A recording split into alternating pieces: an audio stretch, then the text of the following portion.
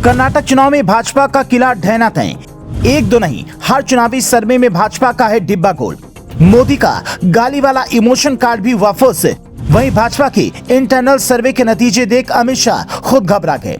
कर्नाटक में मतदान में बस कुछ ही दिन रह गए हैं। चुनाव में बीजेपी को बड़ा झटका मिलता दिखाई दे रहा है। ऐसा हम नहीं बल्कि 3 ओपिनियन पोल कह रहे हैं। पोल के आंकड़ों के अनुसार राज्य में कांग्रेस की सरकार बनने के आसार नजर आ रहे हैं।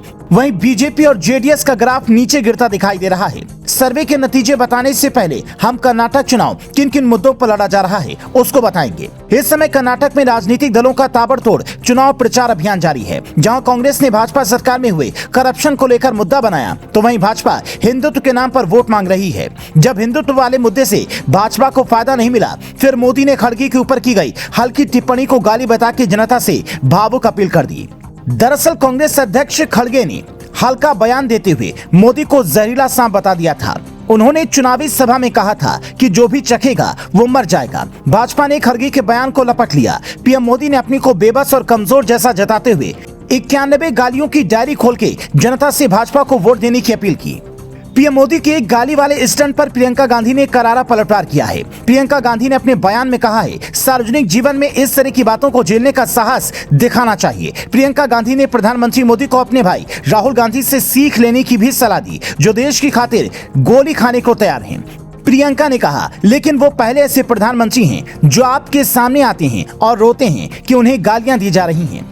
वो आपका दुख सुनने के बजाय यहाँ आकर अपने बारे में बताते हैं। पीएम मोदी पर कटाक्ष करते हुए प्रियंका ने कहा, प्रधानमंत्री के कार्यालय में किसी ने लोगों की समस्याओं के बारे में नहीं बल्कि उन लोगों के बारे में एक सूची बनाई है जिन्होंने प्रधानमंत्री को कई बार गाली दी है। भाजपा गालियों को ही मुद्दा बना के लड़ने पर लगी है, लेकिन ऐसा लग रहा है कि अब की बार जनता ने ही असली खेल कर दिया है।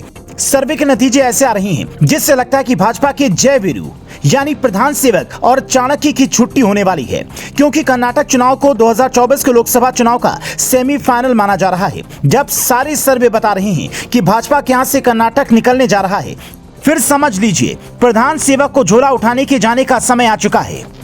अब हम आपको कर्नाटक चुनाव से पहले राज्य में जनता का मूड जानने के लिए किए गए सर्वे के बारे में बताने जा रहे हैं।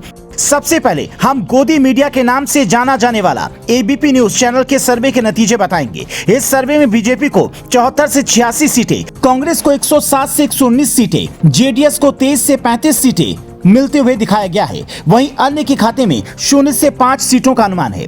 वहीं टीवी9 के प्री पोल सर्वे में भी कांग्रेस बाजी मारती हुई दिखाई दे रही है। इस सर्वे में भाजपा को 89 से 79 सीटें मिलती हुई दिखाया गया है। कांग्रेस को 106 से 116 सीटें और जेडीएस को 24 से 34 सीटें मिलने का अनुमान बताया जा रहा है। ध्यान देने वाली बात यह है कि टीवी9 और एबीपी न्यूज पर गोदी मीडिया और भाजपा के लिए काम करने के आरोप लगते रहे हैं। अब हम कर्नाटक के स्थानीय सबसे बड़े सर्वे के बारे में बताने जा रहे हैं। इस सर्वे के नतीजे देखकर भाजपा के हाथ पांव फूल गए हैं। वहीं कांग्रेस सर्वे नतीजे से इतना उत्साहित है कि अभी से मिठाई बांट के खुशियां मना रही है। कन्नड़ मीडिया आउटलेट एडिना ने मेगा सर्वे नाम से कर्नाटक में चुनावी सर्वे दिया है। एडिना के मेगा सर्वे में कांग्रेस पार्टी को सबसे ज्यादा सीटें मिलते हुए दिखाया जा रहा है। मेगा सर्वे में कांग्रेस की आंधी चल रही है। मेगा सर्वे ने कांग्रेस को 132 से 140 सीट मिलने का अनुमान लगाया है। वहीं भाजपा को 57 से 65 सीटें मिल सकती हैं, जबकि जेडीएस को 19 से 25 सीटें मिल रही हैं। अन्य को 1 से 5 सीटें मिलने की संभावना जताई जा रही है। इन 3 सर्वों के आंकड़ों के मुताबिक बीजेपी के लिए कर्नाटक की राह काफी मुश्किल दिखाई दे रही है। सियासी गलियारों में चर्चा है, कर्नाटक चुनाव में रणनीति बनाने के लिए भाजपा ने जो इंटरनल सर्वे करवाया है उससे भी पार्टी रसातल पर है। भाजपा के इंटरनल सर्वे में भी पार्टी को मात्र 72 से 85 सीटें मिलने का अनुमान है। लेकिन भाजपा ऐसी पार्टी है जो इलेक्शन में आखिर तक लड़ाई दमखम से लड़ती है। भाजपा ने कर्नाटक में पूरा जोर लगा दिया है। पीएम मोदी और अमित शाह समेत सारे नेता चुनाव परिणाम बदलने के लिए पूरा जोर लगा रही हैं। अगर बात कांग्रेस की करें तो कांग्रेस ने भाजपा को इस बार फ्रंट फुट में खेलने का मौका नहीं दिया है। इस बार के चुनाव में कांग्रेस एजेंडा सेट कर रही है और भाजपा उसी के इर्द गिर्द खुद खेलने को मजबूर है। कांग्रेस ने भी कर्नाटक चुनाव के लिए एक सर्वे करवाया है। इस सर्वे में कांग्रेस को 129 से लेकर 145 सीट पर कामयाबी मिलती दिख रही है। भाजपा मात्र 55 से 65 सीट पर सिमटती दिख रही है।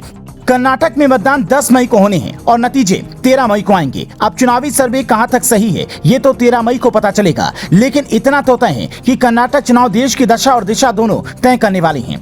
अगर भाजपा जीती फिर 2024 में भाजपा का सिक्का फिर चल जाएगा, लेकिन अगर भाजपा हारी और कांग्रेस जीती फिर फकीर की गद्दी हिल जाएगी और हो सकता है 2024 के लोकसभा चुनाव में फकीर को झोला उठाकर राजपाट छोड़ना पड़ सकता है। आपको वीडियो कैसी लगी हमें कमेंट्स करके बताएं।